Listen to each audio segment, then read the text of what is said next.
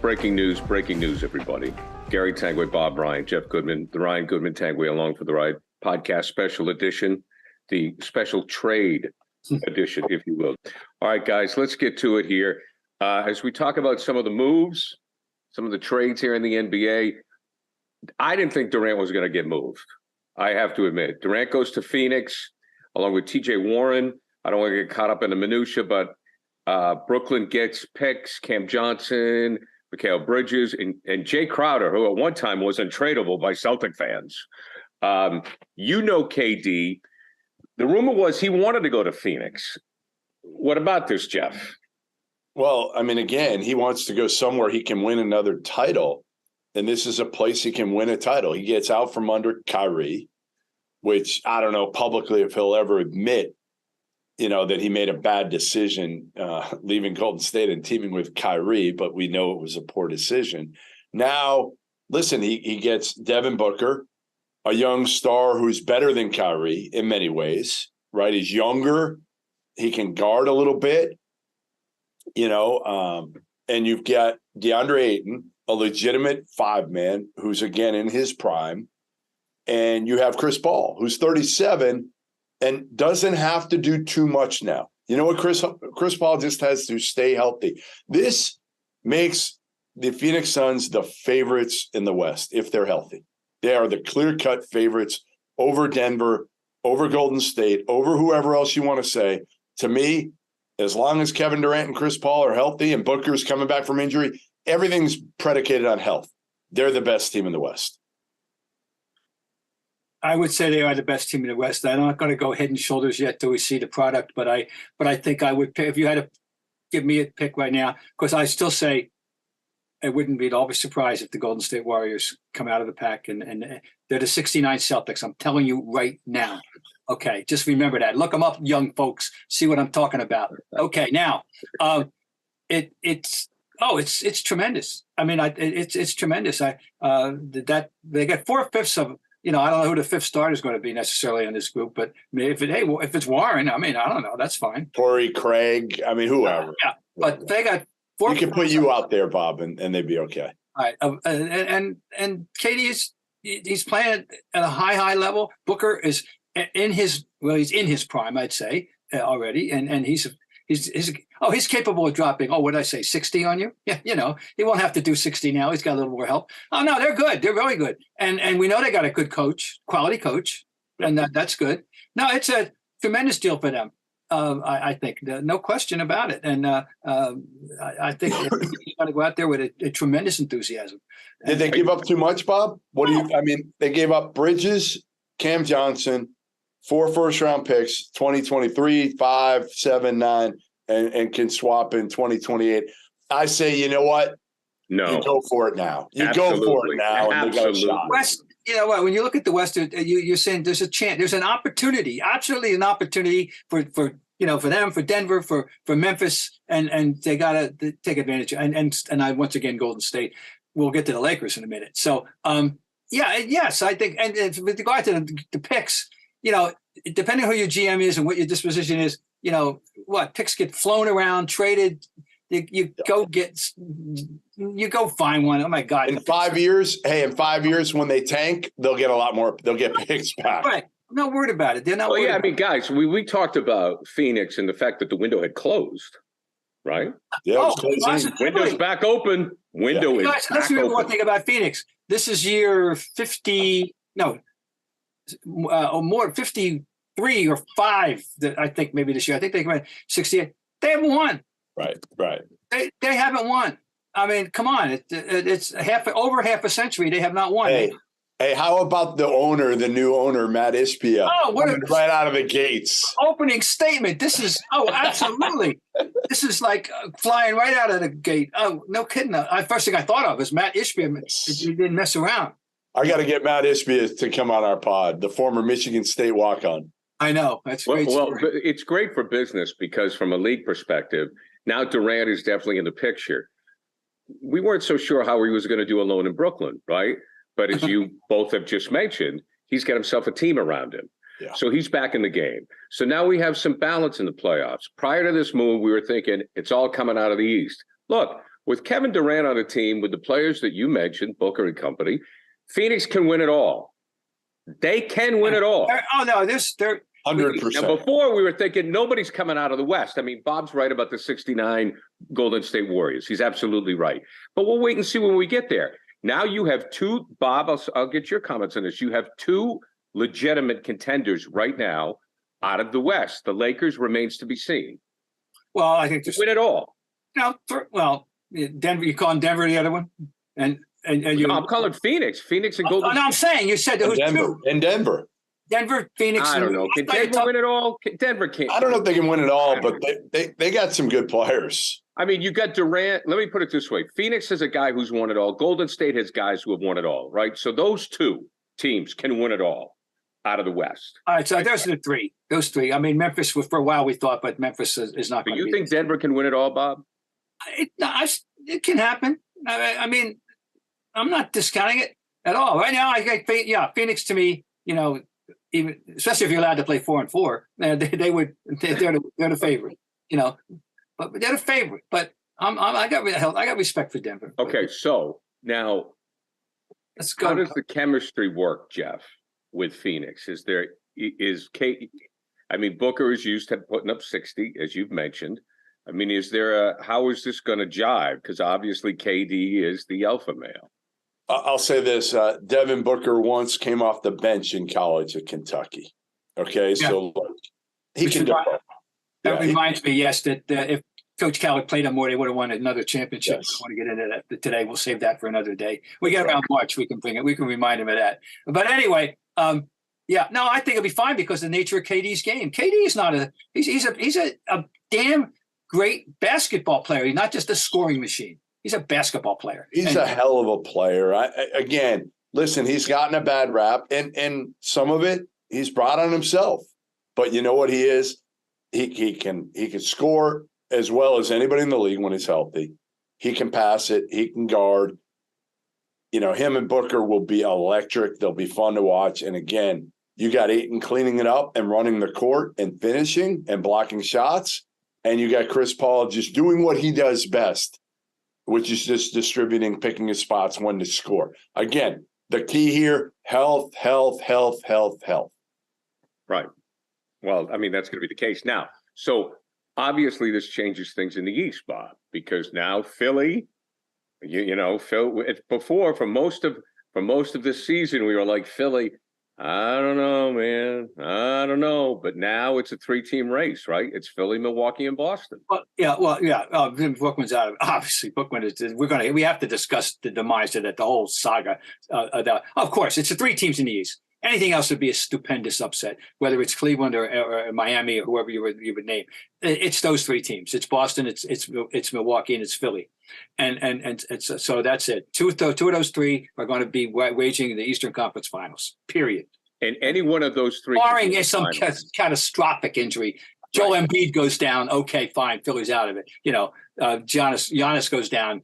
Tatum goes down. But point is, if all things equal and health is stable, and when we get to the finals, playoffs, those are the 3 teams. Yes. Right. So if you're the Celtics, Gary, you're ecstatic because you went from being cautiously scared of the Nets a month ago to now the Nets are out. They're out of the East. They're done. I mean, poor Ben Simmons. Ben Simmons is like, where did everybody go? I got no sympathy for Ben Simmons. I know you don't. I have zero sympathy for Ben Simmons unless we determine that he really does have a mental health issue. Then I'll have to chase him out. He helped chase him out. Yes. Again, to me, listen, the West got a lot more interesting so far through trade deadline day. No question. A lot more interesting because, again, you've got the Suns ramping it up with arguably still the best player on the planet when he's healthy. And you have the Lakers switching it up, right? They got rid of Russ. They got rid of him. And Jeff, we're going to move to the Lakers in a minute, but I want to ask this one question before we move on. When it comes to the Nets and super teams, We saw how Miami, they won 2 out of 4 finals with a super team. This super team blew up. Is this going to prevent owners, Bob, in your opinion, from going in this direction down the road? Or is it just because we had a personality in Kyrie Irving? And Harden too. No, this will, to me, if it should not dissuade any owner from trying it his way or her way, because of the nature of who we're talking about here. There was a baggage associated with all 3 of them in one shape or form. Right. And the worst case scenario has unfolded. They're all gone. Harden, just bothered people by the way he wormed his way to New Jersey to start with.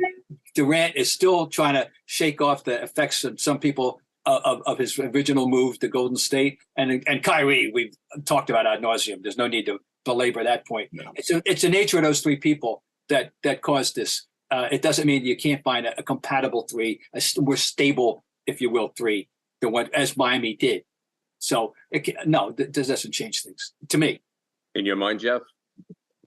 Yeah, I mean, I don't think it'll change anything. I think people realize this is what I do think people have to look at.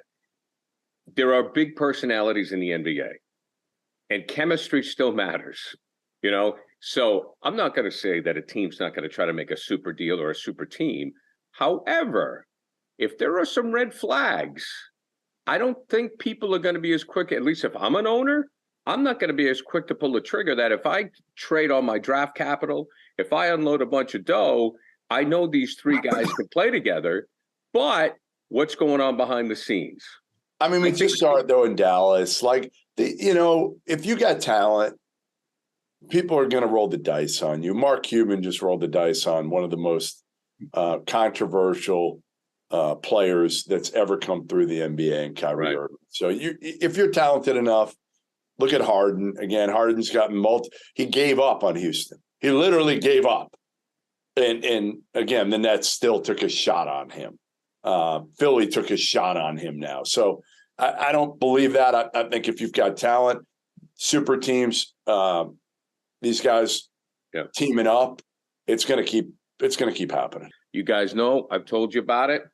HelloFresh is a great way to get great food in your kitchen. Tonight, this is what the Tanguay family is having: Tostado Supremo with pork.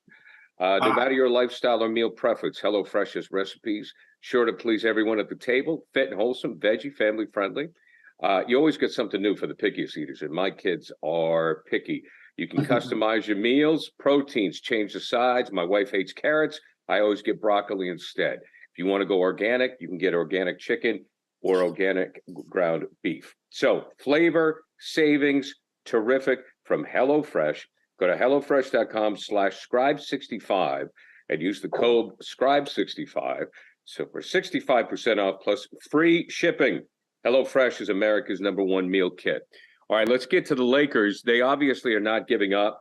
Bob, I'll start with you. Addition by subtraction. They get rid of Westbrook, but they did get some players back as well in Russelll and Beasley. Your thoughts on that? Well, what they've done, and it started with Hachimura, and they have they're addressing an issue that everyone knew they had, and we'll see how it works out. But we give them credit for recognizing a problem and it making a sincere attempt to solve it. They need shooters to give space for LeBron and Davis and to stretch the floor. And now they've got 2 for sure. Beasley's a 36% 3-point shooter this year, and Hachimura is already there, and they've got another offensive threat in Russelll.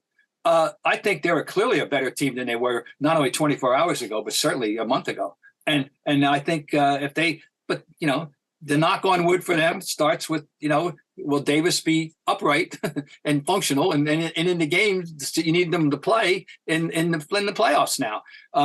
LeBron's going to be LeBron. And I think I think they're suddenly, they're definitely a playoff, and they may be approaching the status.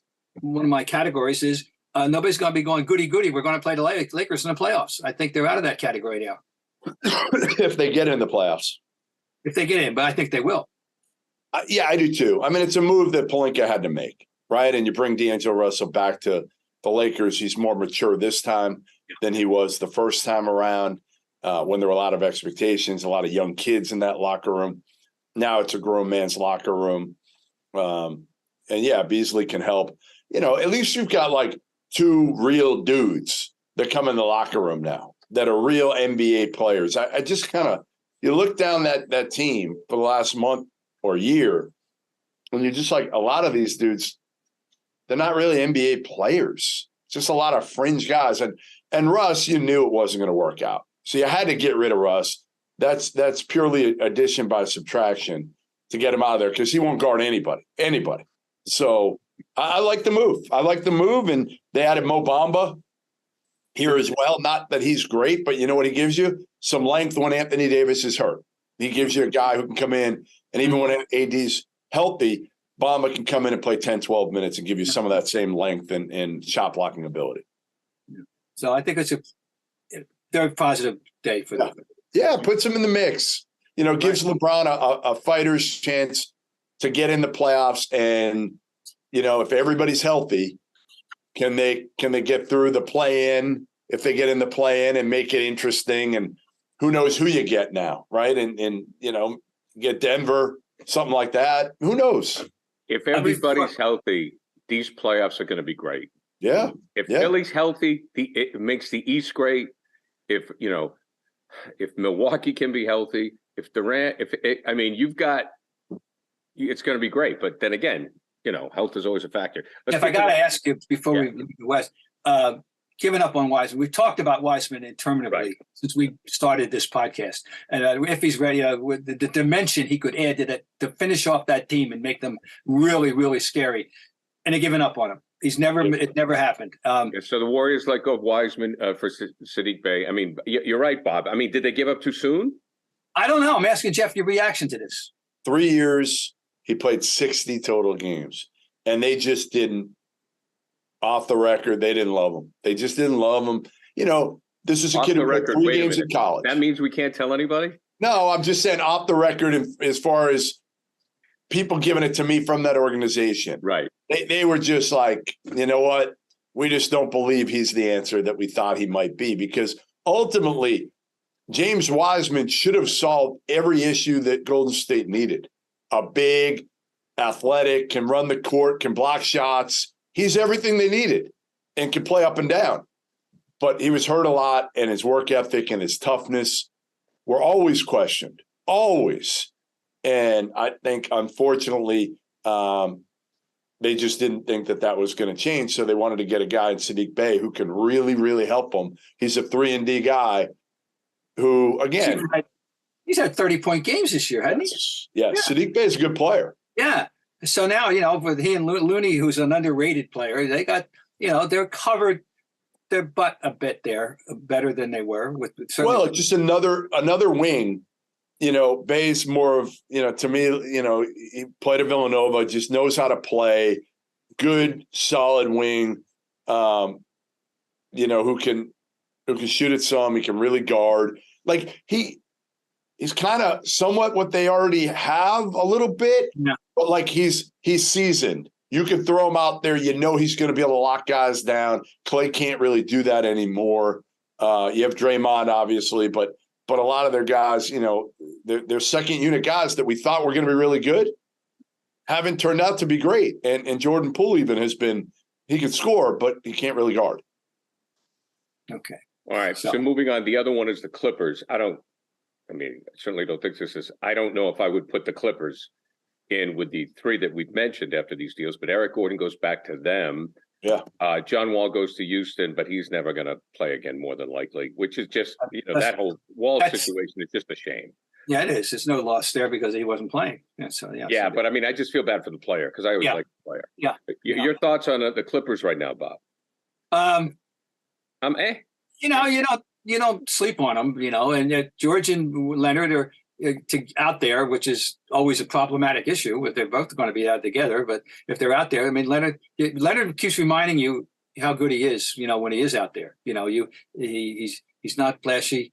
He doesn't have the public this approval and respect that he deserves as a player, because he's not flashy, but boy, he can play. He's Mr. Fundamental, really, and they're respectable, but a level below, I think, the right now with the new Phoenix and certainly Denver and what I think. Hey, you guys like Denver, huh? Boy, I don't know. I mean, Denver, I like their potential. They got the best player maybe in the NBA, and a guy who makes everybody better. Michael Porter's talented. Jamal Murray looks healthy. Like, they got enough. And the other thing with the Clippers, so like they added two good pieces, scoring pieces. Gordon, he's a professional scorer. He's been doing it in the league for a long time. Again, not at the level of Kawhi or Paul George, but that next tier. Yeah. Older dude, great locker room guy. And then you added Bones Highland, who's got a lot of potential. And they didn't give up anything really for him. So I like their depth because we know they've been hurt so much with their two stars. Not that they stand a chance if one of those guys goes down, but they may not have to play those stars as many minutes at least. Yeah. I mean, the Denver thing, to me, I'll believe it. They have to prove it to me first. I don't know if I see Denver beating a healthy Phoenix or even Golden State. I don't know. We'll see. I'm still a little bit out on them. We'll see what happens. One more quick addition that I really liked. And I don't know if you saw, Bob, the reaction of Jalen Brunson when he found out that his former Villanova teammate Josh Hart was traded to the Knicks. He went crazy. He was so excited. And I think it's a good piece to add to a Knicks team that, again, they're not great, but you add another kind of winning basketball player, a guy who knows how to play. Josh Hart, absolutely. That it's on his chest, his press. I know how to play. Yep.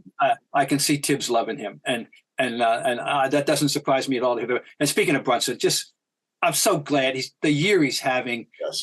We all love him. Like, how can you not? How can you not love Jalen Brunson? Like, he's everything that's right about the NBA and how he's gotten there, and again, just done it with winning and culture and being questioned at every turn. Now, so the Knicks, they got better. They could catch a little fire and down the stretch and as we wrap it up, we can put to rest the Jaylen Brown, Kevin Durant trade talk. Yeah. Now, our guys, let's not dismiss the fact that the Celtics have added a big man who can shoot, one more insurance policy, down the stretch, adding to depth without losing anything. And Mike Muscala, who I actually went to see play at Boston University with Bucknell, because they said, Bucknell has a potential NBA player, at that time. Yep. Wow, I got to see this, which I did. And that was in 2011, by the way, or so. And he's a 38% 3-point shooter, gentlemen, at 7 feet. And so nice backup. That's the game, yeah.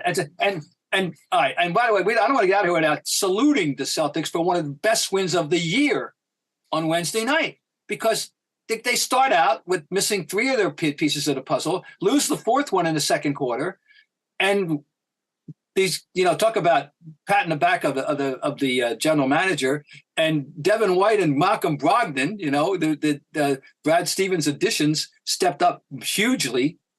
And how about Blake Griffin? Was that wonderful? Right. It was good to see him out there. Yeah. Yep. Good to see him out there and then drilling 5 threes. Oh, I know. He's hitting a 3. And Sam woke up. I mean, it got me excited about the possibilities again of what this team can be whole. But it was a good win, I thought, and I salute them on that. But Mike Muscala, it's not earth shaking, but they were looking for a big man that could help and they got one who can shoot. And that's the game. That's the game today. All right, gents, any other thoughts? That's it. I think we covered it. Look out, folks. You are up to date with what's happening with the NBA player movement with Bob Bryant and Jeff Goodman.